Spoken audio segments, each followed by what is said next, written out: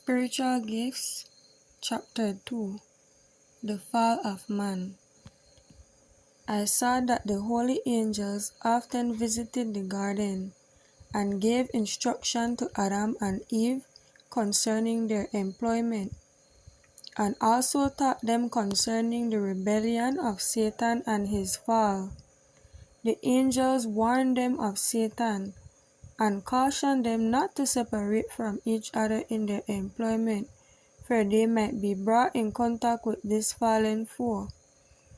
The angels enjoined upon them to closely follow the directions God had given them, for in perfect obedience only were they safe.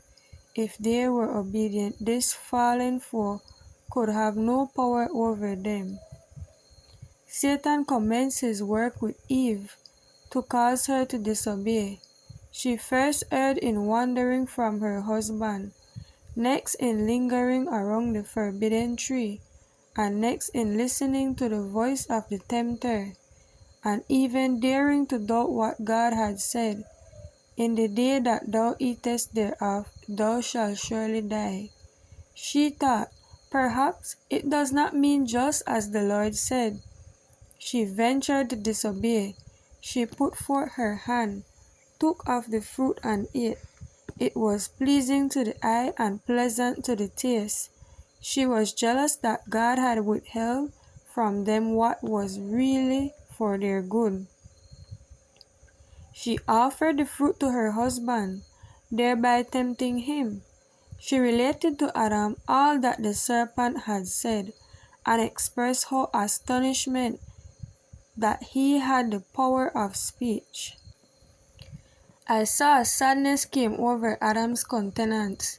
He appeared afraid and astonished. A struggle appeared to be going on in his mind. He felt sure that this was the foe which they had been warned against, and that his wife must die. They must be separated. His love for Eve was strong, and in utter discouragement he resolved to share her fate. He seized the fruit and quickly ate it. Then Satan exulted.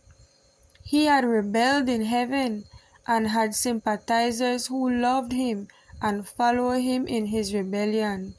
He fell and caused others to fall with him. And he had now tempted the woman to distrust God, to inquire into his wisdom, and to seek to penetrate his all-wise plans. Satan knew the woman would not fall alone. Adam, through his love for Eve, disobeyed the command of God and fell with her. The news of man's fall spread through heaven. Every harp was hushed. The angels cast their crowns from their heads in sorrow. All heaven was in agitation. A council was held to decide what must be done with the guilty pair. The angels feared that they would put forth the hand and eat of the tree of life and be immortal sinners. But God said that he would drive the transgressors from the garden. Angels were commissioned immediately to guard the way of the tree of life.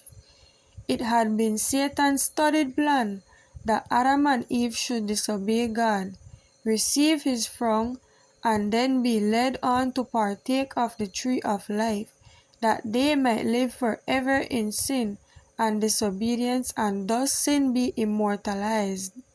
But holy angels were sent to drive them out of the garden, while another company of angels were commissioned to guard the way to the tree of life. Each of these mighty angels appeared to have something in their right hand, and which looked like a glittering sword. Then Satan triumphed. Others he had made to suffer by his fall. He had been shut out of heaven, they out of paradise.